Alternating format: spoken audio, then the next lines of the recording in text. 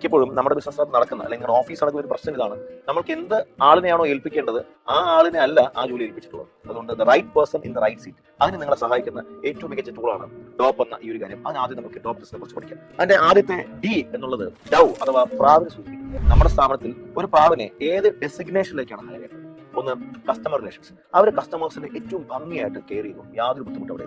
നമുക്കൊരു HR ആയിട്ട് നിൽക്കുന്ന എല്ലാ ആൾക്കാരെയും ഒരുമിച്ച് കൊണ്ടുപോകേണ്ട ഒരു ടീമിനെ വളരെ ക്ലിയർ ആയിട്ട് മാനേജ് ചെയ്ത് കൊണ്ടുപോകുന്ന ഒരു സ്പേസ് ഉണ്ടെന്നുണ്ടെങ്കിൽ അവിടെയും പ്രാവുകളാണ് ഏറ്റവും ബെറ്റർ.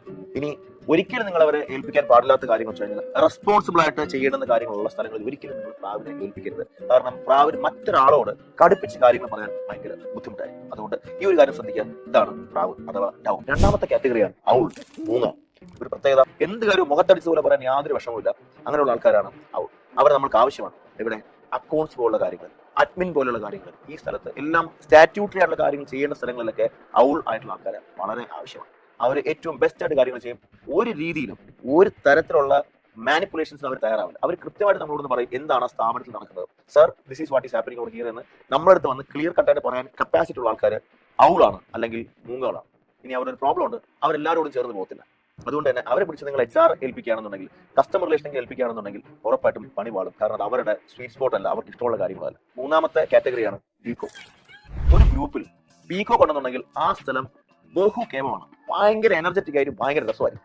അവർക്കൊരു പ്രശ്നമുണ്ട്, അവർക്ക് ഒട്ടും തന്നെ ഓർഗനൈസ്ഡ് ആയിരിക്കാനുള്ള സാധ്യത അവർക്കില്ല. അവർക്ക് ഇങ്ങനെ ബഹളോ കാണിച്ച് നടക്കുന്നതാണ് ഇഷ്ടം. ഇവരെ നമുക്ക് എല്ലാ ജോലിയും പിടിച്ച് ഏൽപ്പിക്കാൻ പറ്റത്തില്ല.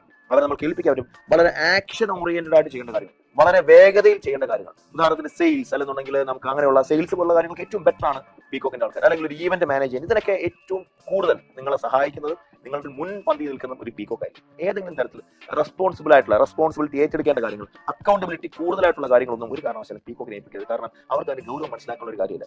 ഇനി ഒരു കാറ്റഗറി ഉണ്ട്, അതാണ് ഈഗിൾ. മിക്കപ്പോഴും നമ്മുടെ ബിസിനസ് ഓണർ ഇത്രയും ഈഗിൾ ആയിട്ടുള്ള ഒരു ക്യാരക്ടർ ആയിരിക്കും. ഒരു ബിസിനസ്സിന് ഹെഡ് ചെയ്യുന്ന ആൾ സ്വാഭാവികമായിട്ടും ഈഗിൾ ആയിട്ടുള്ള ഒരു ക്യാരക്ടർ ആയിരിക്കും. കാരണം അവര് ഒന്നിനെയും വകവെച്ച് കൊടുക്കുന്ന ആൾക്കാരല്ല. വളരെ ഡിറ്റർമിൻഡ് ആയിരിക്കും, വളരെ ഡെഡിക്കേറ്റഡ് ആയിരിക്കും. ഒരു കാര്യം വേണമെന്ന് തീരുമാനിച്ചു കഴിഞ്ഞാൽ അതിന് ഏത് രീതിയിലും അതിന് നേടിയതിനു ശേഷം മാത്രമേ പണി നിർത്തുള്ളൂ എന്ന് ചിന്തിക്കുന്ന ആൾക്കാരാണ്, പ്രവർത്തിക്കുന്ന ആൾക്കാരാണ് ഈഗിൾ. അതുകൊണ്ട് ഈഗിളിനെ നമുക്ക് വളരെ സ്ട്രാറ്റജിക് ആയിട്ട് പൊസിഷൻ ചെയ്യാൻ കഴിയുന്നത് ഹെഡുകളായിട്ടാണ്. ഒരു ബ്രാഞ്ച് ഹെഡ് അല്ലെന്നുണ്ടെങ്കിൽ ഒരു ഡിപ്പാർട്ട്മെന്റ് ഹെഡ്, അങ്ങനെയൊക്കെയാണ് നമുക്ക് ഒരു ഈഗിൾ ആയിട്ടുള്ള ഒരാളെ പൊസിഷൻ ചെയ്യാൻ. അങ്ങനെ അല്ലാന്നുണ്ടെങ്കിൽ അവർ നമ്മളോട് നിൽക്കത്തില്ല.